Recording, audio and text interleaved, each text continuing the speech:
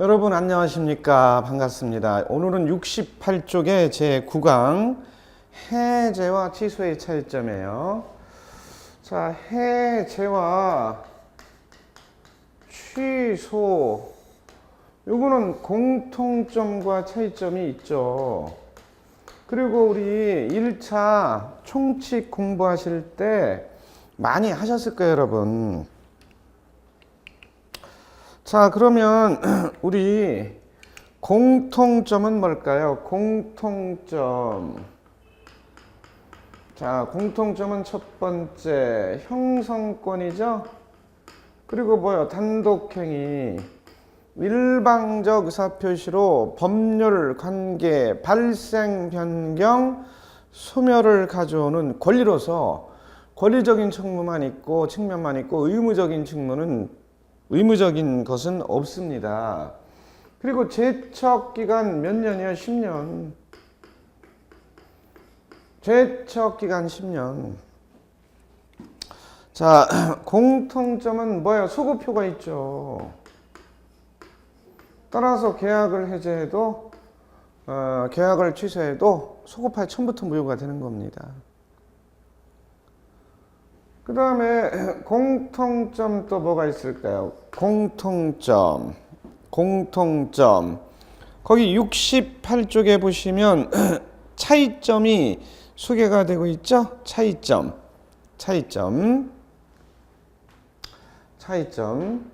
자, 그럼 우리 차이점을 생각해 봐요. 해제는 계약이 하는 거죠. 계약도 일시적 채권 계약이 하는 거죠. 일시적 채권 계약은 뭐죠?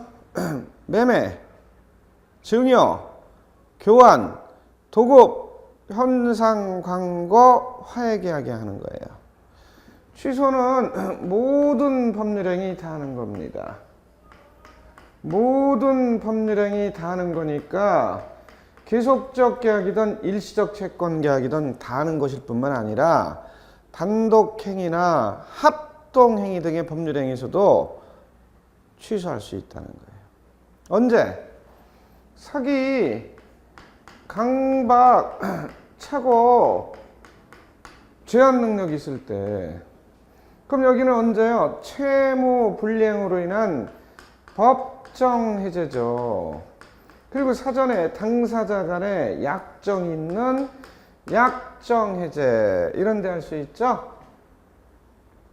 자, 해제하시면 소급표가 있으므로 처음부터 무효가 되고, 이행 전이면 이행할 필요가 없고, 이미 이행을 했다면 여기는 원상회복이죠. 원상회복. 취소는요, 소급하에 처음부터 무효가 되고, 이행 전이면 이행할 필요가 없고, 이미 이행을 했다면 뭐예요? 그렇죠. 여기는 부당이득 반환이죠.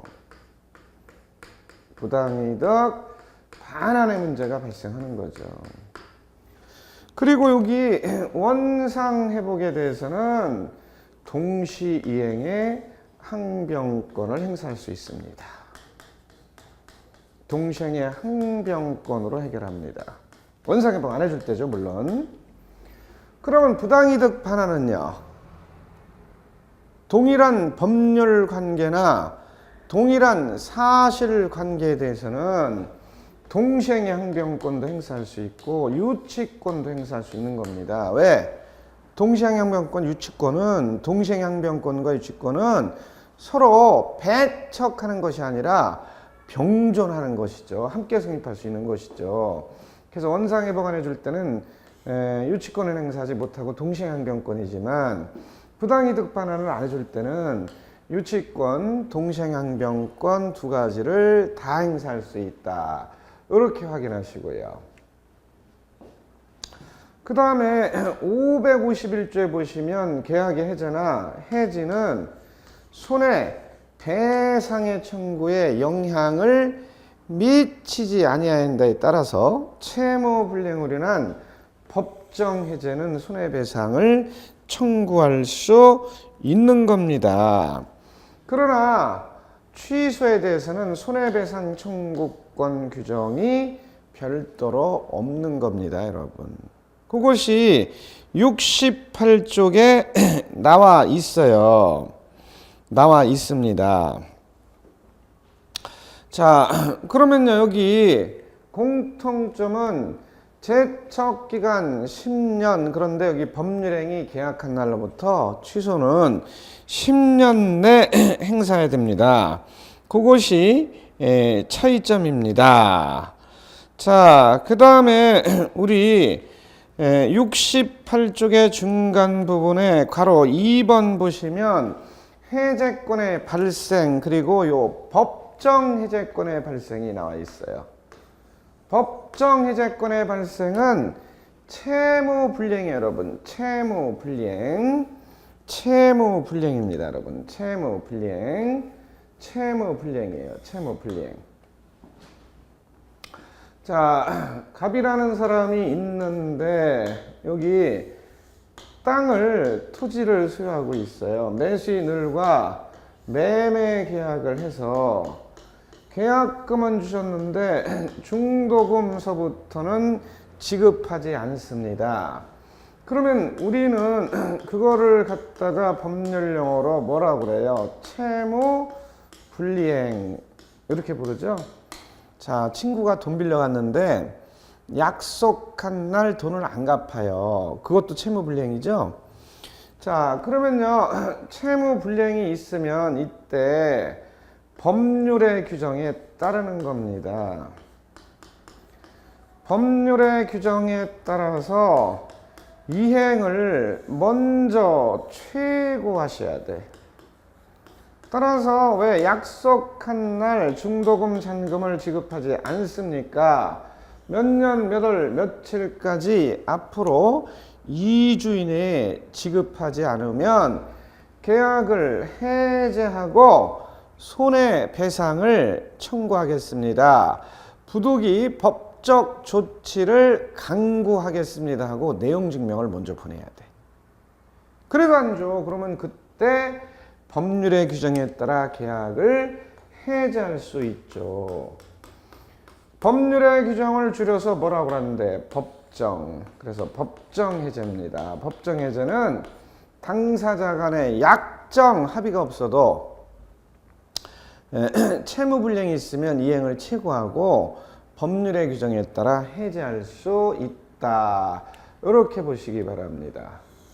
그러면 이 법정 해제는 뭐가 있대요? 채무불이행으로 발생한 거니까 첫 번째 뭐가 있대요? 이행지체. 이행지체는 뭐예요, 여러분? 이행지체. 정당이 없이 이행이 가능함에도 불구하고 정당이 없이 이행치 않는 경우가 이행지체죠. 이때는요, 최고를 해야 됩니다. 뭘 최고해야 돼요? 이행을 몇 년, 몇 월, 며칠까지 2주 내에 안 주면 계약을 해제하고 손해배상을 청구하겠다는 취지로 내용 증명 보내는 거죠. 가장 쉽게 얘기하면요. 자, 그 다음에는 두 번째, 이행불능도 있습니다. 이행불능에 대해서는 최고하지 않죠. 자, 이행불능은 우리 아까 나왔었어요. 위험부담 나왔었죠? 자, 뭐가 있었습니까, 여러분? 이행불능, 위험부담의 문제. 자, 갑이라는 사람이 있는데 주택을, 건물을 등기부상에 소유하고 있어요. 그런데 매수인들과 매매 계약을 하신 이후에 이 주택이 화재로 불타버렸습니다. 그런데 이때 매도인의 귀책사유가 있대. 채무자, 매도인 갑의 귀책사유, 고의 또는 과실 중에 하나가 있대. 뭐죠? 그렇죠. 매도인 갑의 방화로 화재가 일어난 거예요. 언제? 계약 후 후발적 불능으로. 그럼 이때는 채무불이행, 이행불능의 문제죠. 그럼 매수인은 최고 없이 즉시 계약을 해제하고 손해배상을 청구할 수 있습니다. 551조에 보시면 해지가 먼저 나와요. 계약의 해지나 해제는 손해배상의 청구에 영향을 미치지 아니한다. 이렇게 돼 있어요. 거기에 따라서 채무불이행으로 인한 법정 해제는 손해배상도 청구할 수 있는 겁니다. 함께 청구해도 되죠. 이와 같이 화재로 불타버렸을 때는 이행 불능의 문제입니다. 이때는 최고할 필요 없이 즉시 해제하고 손해배상을 청구해야 돼요. 최고 없이. 그 다음에 세 번째는 뭐예요? 세 번째는요. 세 번째는 불완전이행.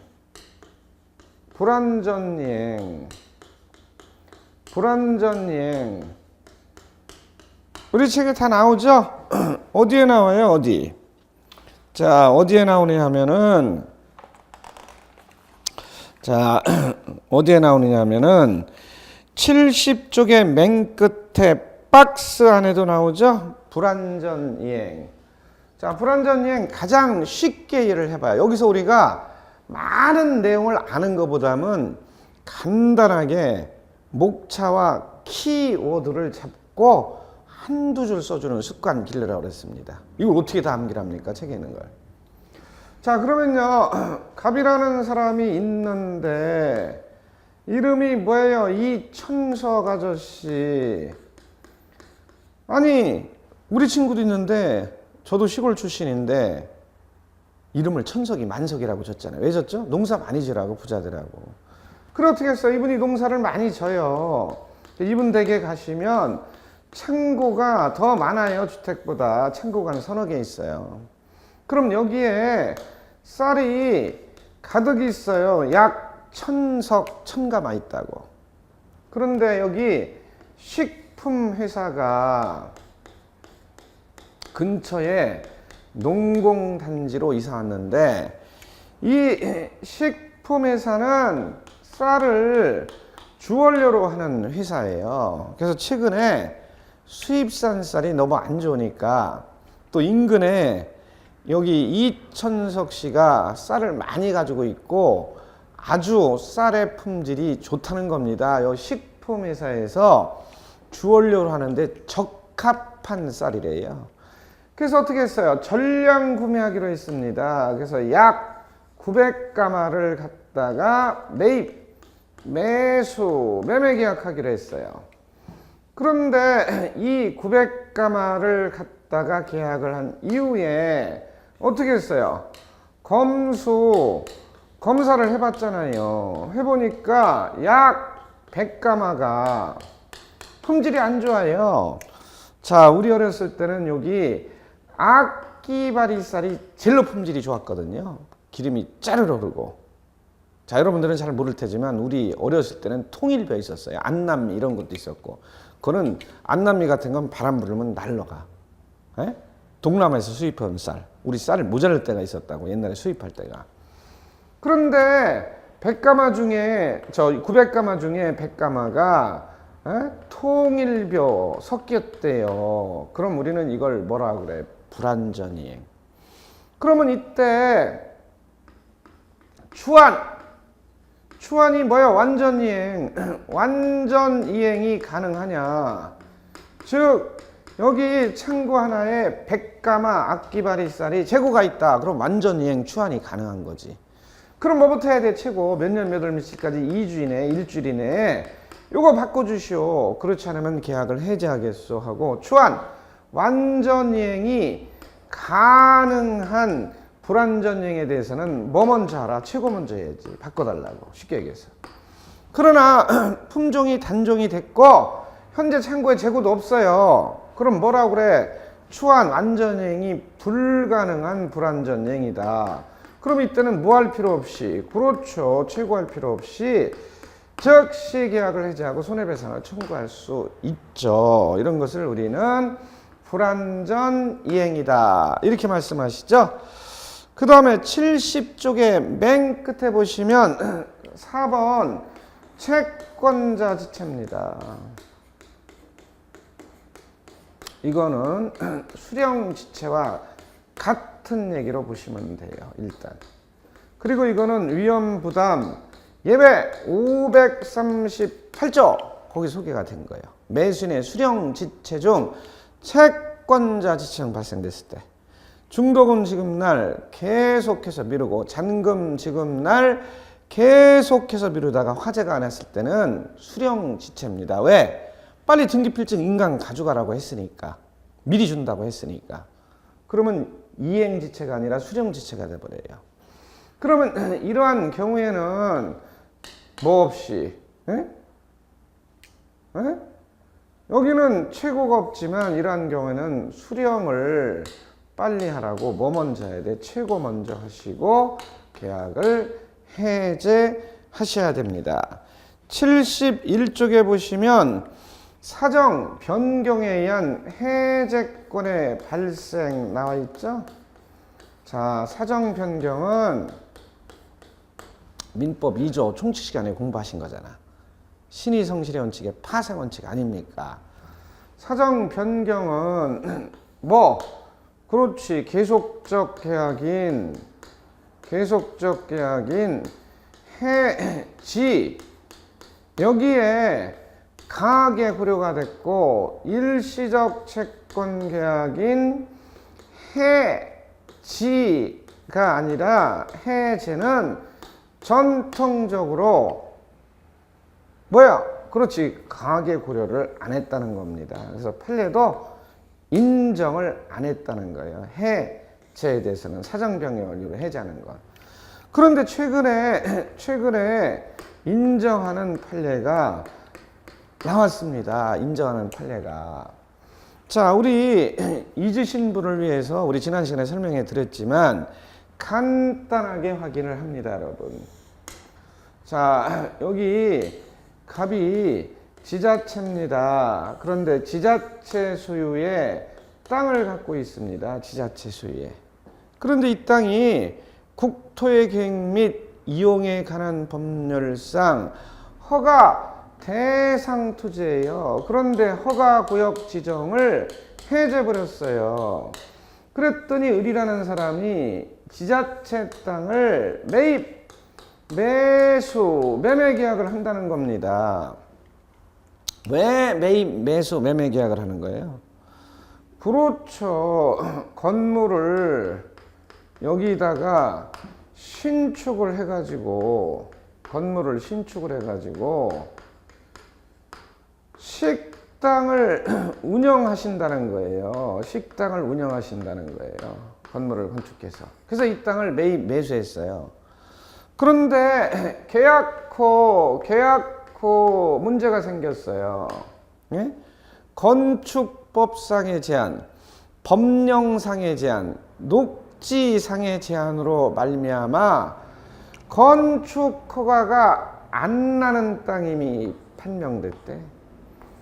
건축 허가가 안 나는 땅임이 판명됐다는 거예요. 그럼 이때 사정 변경을 이유로 사정 변경 신의 성실의 원칙 사정 변경의 원칙을 이유로 이 매매 계약을 해제할 수 있느냐 그런 얘기죠. 종전 판례는 안 된다는 거예요. 종전 판례는 여기 있죠? 안 된다는 거예요. 이거는 해지에 적용하는 거지. 사정 변경 원칙.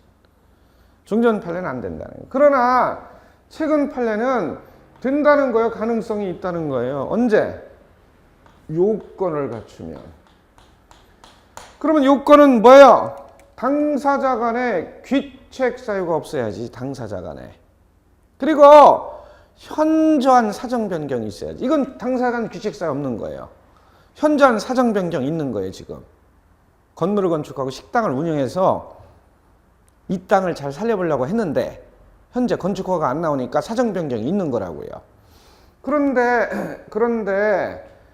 객관적 사정이 있어야 돼요. 자, 요건 우리 생각해 봅니다. 요건 첫 번째, 계약 당사자 매도인 갑 매수인 을 간에 뭐가 있어야 돼요?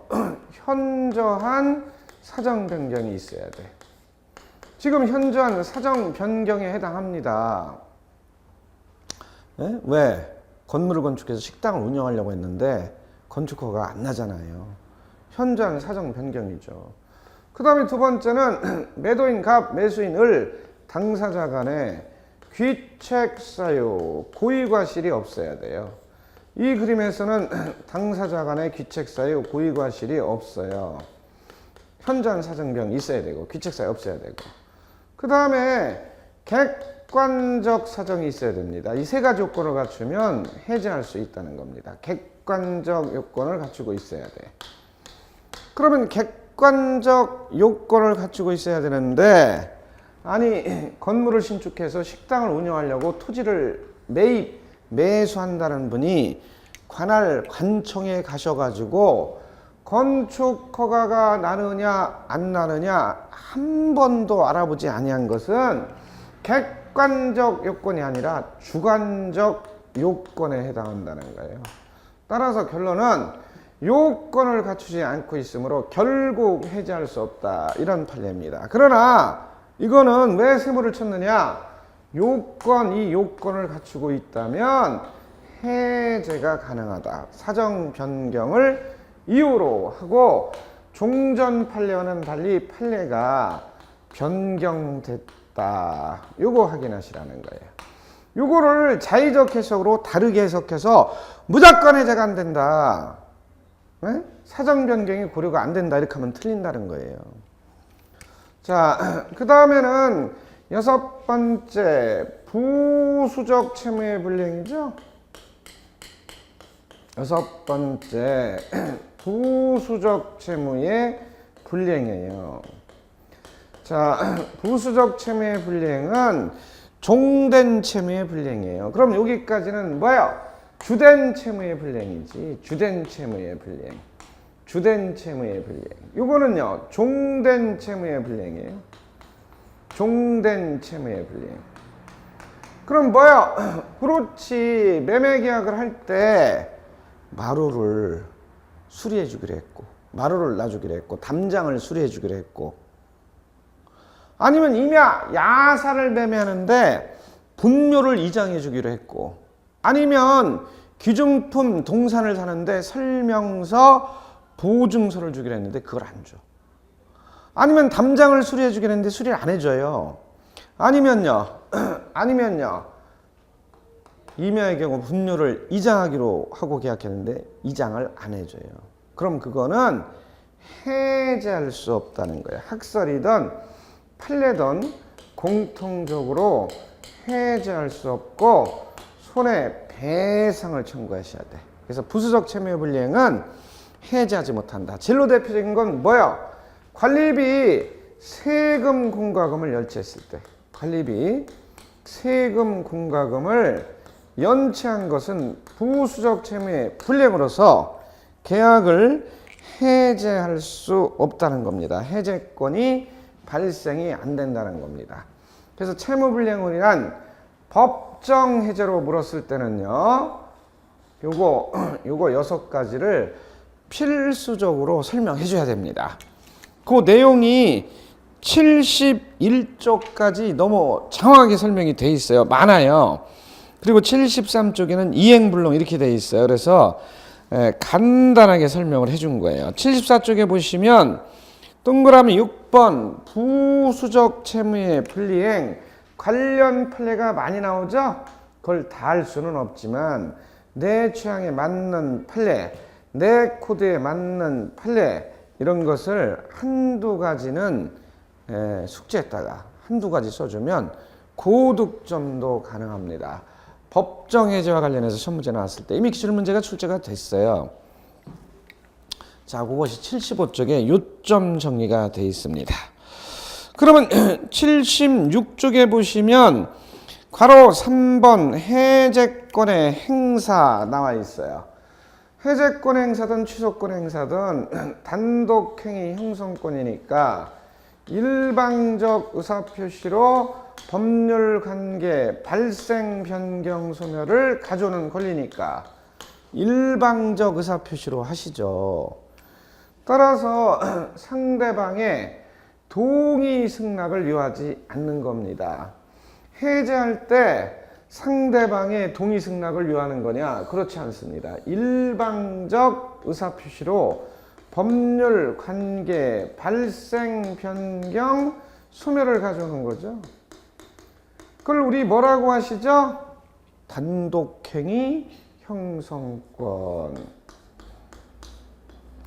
단독행위 형성권은 권리만 있고 의무는 부과되지 않습니다. 권리만 있고 의무는 부과되지 않습니다. 그런데 여기 의사표시를 할 때 뭘 취하고 있느냐? 요거 도달주의입니다. 도달주의. 그리고 요식행위, 불요식행위로 쓸 때 불요식행위죠.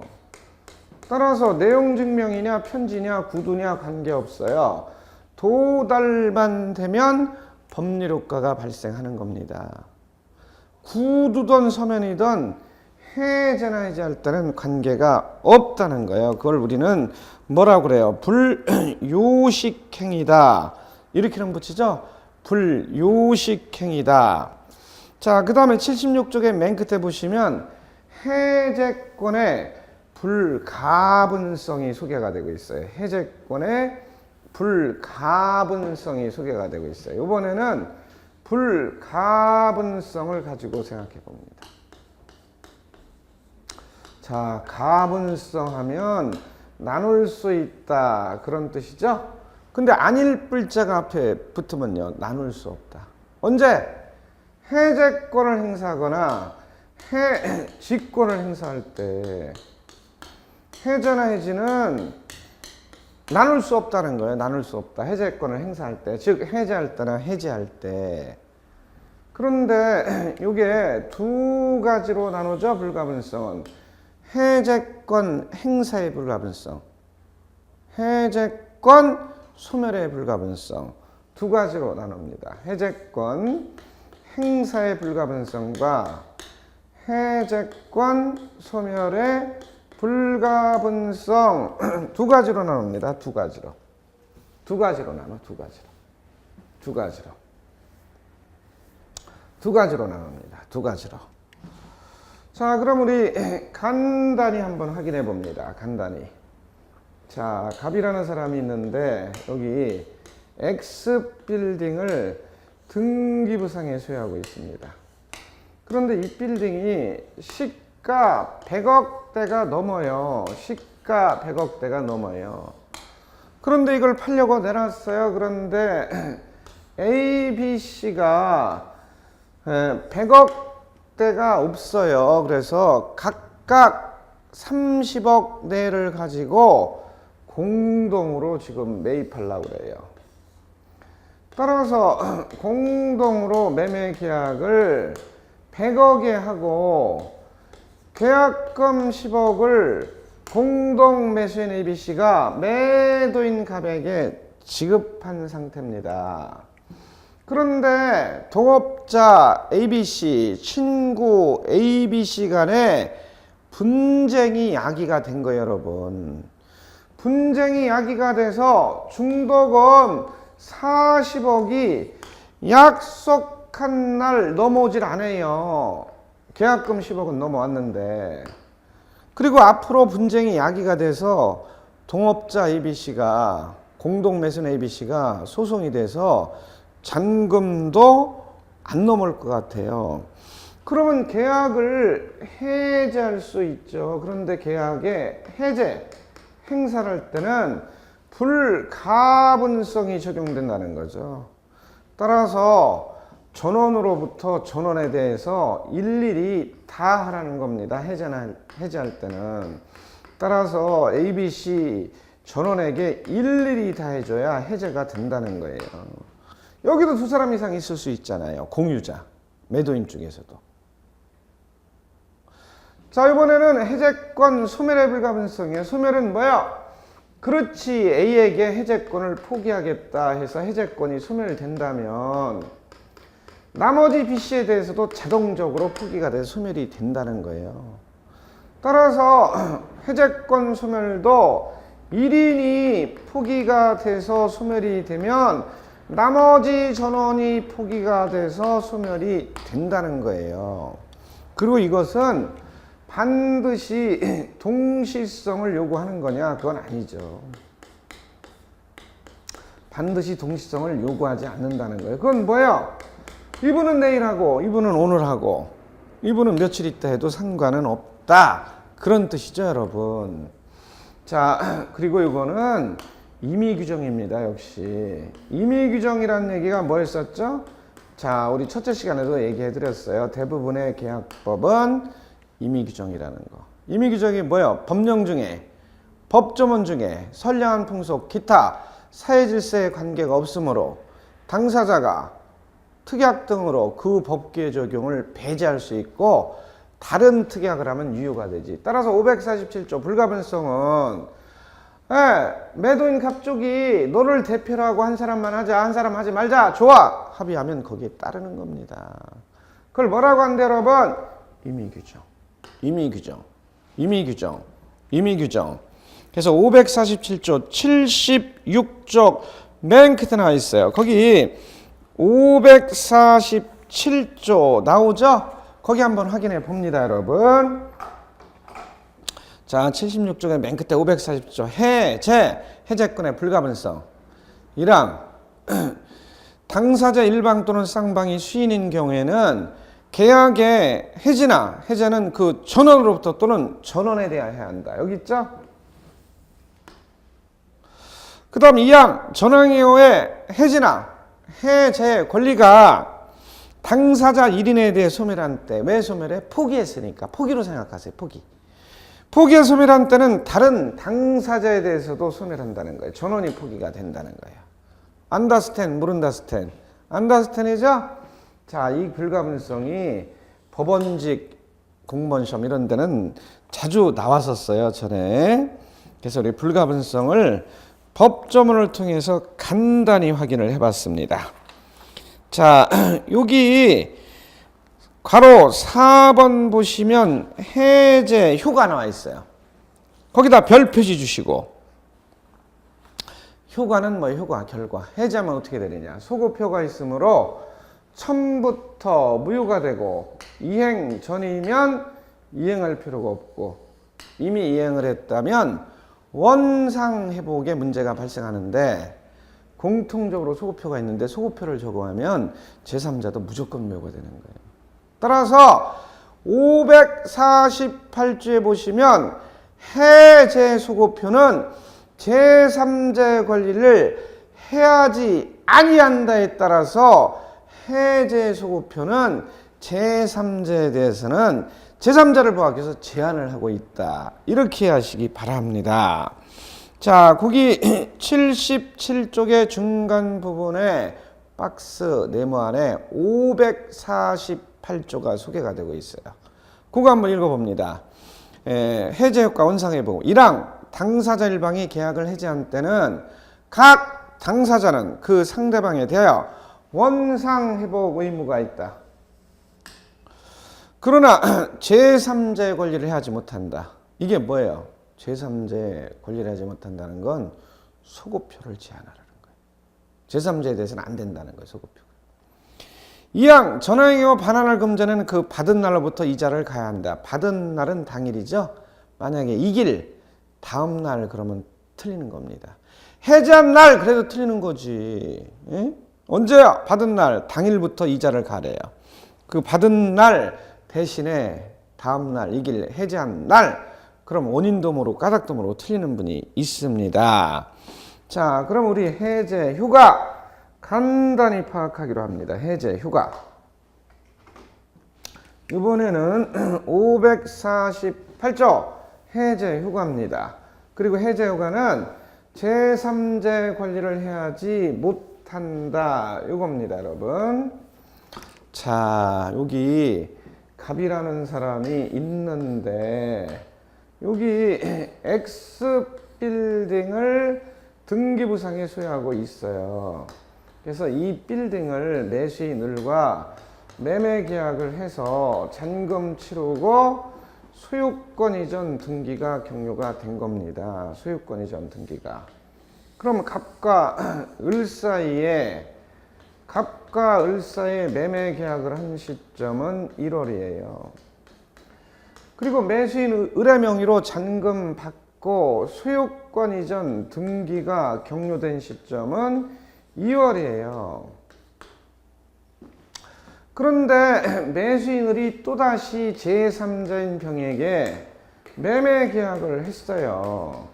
그리고 잔금 치르고 소유권 이전 등기를 했습니다. 따라서 을과 병 사이에 매매 계약을 한 시점은 3월입니다.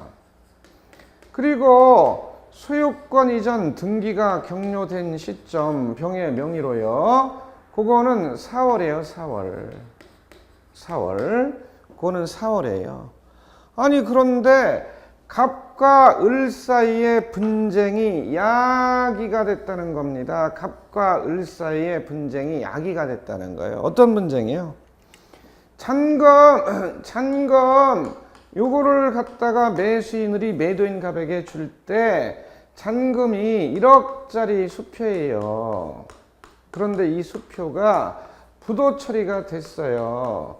그러면 채무불이행이에요. 그래서 빨리 잔금 1억 다시 주시오 하고 최고를 했어요. 계속 미루고 안 줘요. 그러면 계속 미루고 안 주면 계약을 뭐 하시면 돼? 해제. 그러면 이 계약에 대한 해제는 언제 하신 거예요? 이 계약에 대한 해제는. 그렇지. 5월 달에 하신 거라니까. 그러면 해제나 취소 같은 건 뭐가 있어? 소급표. 해제한 때, 취소한 때, 그때부터 무효가 아니라고. 이때부터 무효가 아니라고. 그럼 뭐야? 소급하여 처음부터 무효지. 소급하여 처음부터 무효. 소급하여 처음부터 무효예요. 그러면 이행 전이면 이행할 필요가 없고 이미 이행을 했다면 원상회복의 문제가 발생하니까 다 무효가 되는 거예요. 다 원상회복의 문제가 발생되는 거예요. 그러면 전국에 있는 제3자가 뭐라고 그래요? 이런 X 같은 계약법, 이런 미친 민법이 다 있냐. 따라서 548조 1항에서는 계약의 재소급표는 제3자의 권리를 해야지 못한다 해서 소급표를 제한해서 이 제3자를 뭐 하라는 거예요? 보호하라는 거지. 어떻게 보호하라는 거예요? 소급표는 제3자에게는 안 된다는 거지. 제3자에게는. 따라서 결론은 어떻게 보호를 해주라는 겁니까? 그렇죠. 소급표는 제3자에게는 제한이 된다. 소급표는 제3자에게는 제한이 된다. 소급표를 제한해서 보호하라는 거예요, 여러분. 제3자에게 제한이 된다는 거예요. 어디? 548조 1항. 우리 방금 확인했죠? 이것이 주된 내용이에요, 여러분. 이것이 주된 내용이에요. 그리고 거기에 대한 판례, 제3자의 범위는 78쪽에 소개가 되고 있습니다. 그래서 여기서 제3자 보호 범위가 어떻게 되느냐 이런 것들이 객관식에도 많이 나왔잖아요. 그런데 우리는 객관식이 아니라 논수령, 약수령이니까 약수령으로 제3자 보호 범위가 나올 수가 있으니까 제3자 뭐가 보호가 되는 것이다, 뭐가 보호가 안 되는 것이다 다 알아야 되진 않습니다. 내 취향에 맞는 거, 내 코드에 맞는 거 한두 가지만 접근을 해서 어떤 건 보호가 되고 어떤 건 보호가 안 된다. 소수령으로 한두 가지 써줄 정도로 익숙해지면 되는 거예요, 여러분. 자, 오늘 수업은 여기까지입니다, 여러분. 수고하셨습니다.